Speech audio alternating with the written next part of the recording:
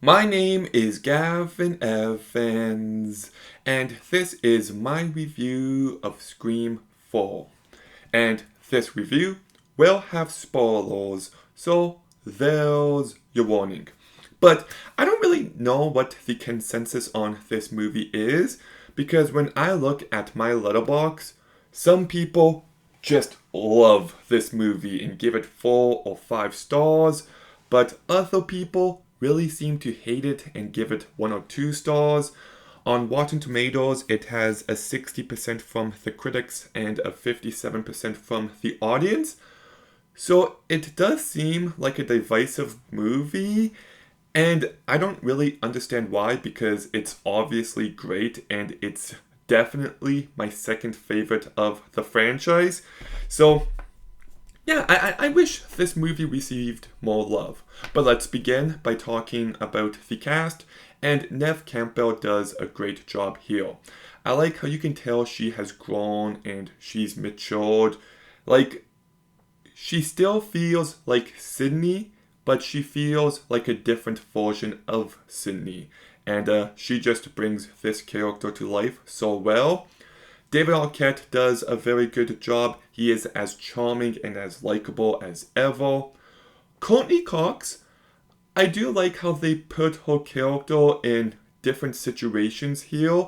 It gives it so she has more to do and she really stands out. And then we've got Emma Roberts.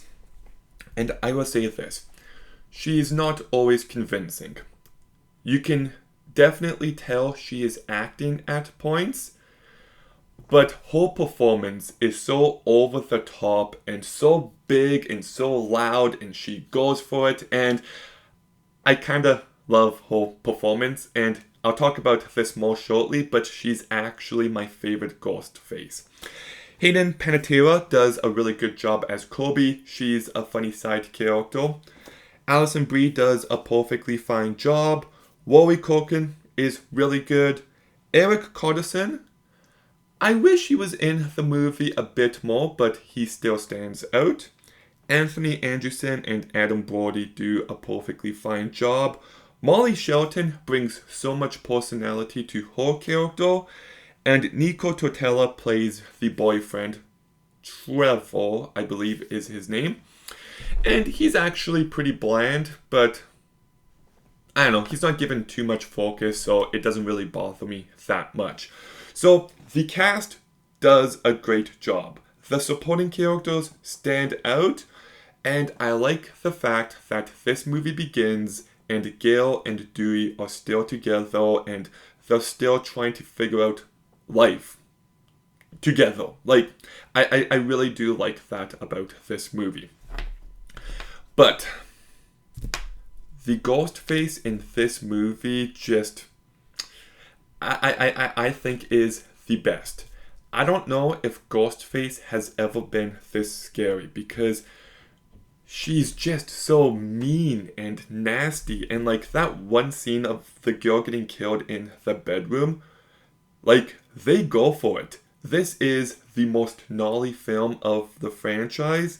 And at the end, when she's just stabbing herself and jumping on the coffee table and scratching herself, like, man, like it's so over the top, but the, I like how this movie goes for it.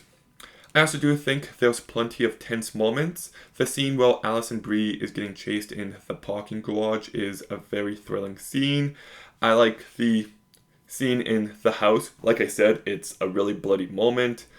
I like the scene at the barn where they're doing the stab party. And the climax, like the entire finale of this movie is really well done. I do like how Colby is trying to save what's his name, Wally Culkin's character, Charlie, and then it turns out he's actually one of the villains. Like, that scene is so well done. And I do think the meta aspect is great because, yes, it's Scream 4, but they're kind of trying to recreate the first movie with Jill. And I like how it's kind of remake, kind of not. It's you've got the question in the back of your head, how similar is this movie going to be? Is it going to be the boyfriend again? Is it going to be the best friend this time? Like, you're constantly drawing comparisons to the original, and I just like how it keeps you thinking throughout. But the best example of meta in this movie is the opening scene, and it's fucking brilliant. I like how you get 3 opening scenes for the price of 1, and just the way they constantly subvert your expectations, and it turns out to be another stab opening and then another stab opening. It's just so unique, and 4 movies in, franchises can start to feel really stale, but right off the bat, Wes Craven tells you he's still got more tricks up his sleeve, and I love seeing that in action. I also do like how this movie shows you how technology has changed so much. You've got everything with people filming, and and that stuff is great. I do like the conversations they have on remakes, and I do like how you can just tell it's a new generation. They don't take things all too seriously, and I like seeing that in this movie. It's quite funny at times, and this movie is just a blast from start to finish.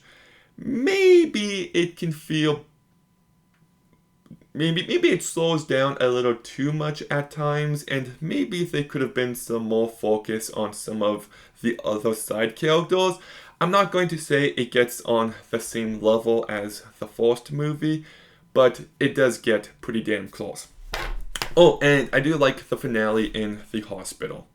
Just a really great cherry on top. So I think this movie is mean, it's nasty, like it goes for it. I like all the characters here. The cast does a great job. There's plenty of tense moments. There's some amazing meta stuff here. It's a very well directed movie. It's a movie I could just watch in any mood. So I'm giving Scream 4 an 8.5 out of 10. Okay, have you seen Scream 4? What did you think? Let me know in the comments down below. Make sure you like, comment, subscribe. Stay tuned for more videos soon. And Gavin, out.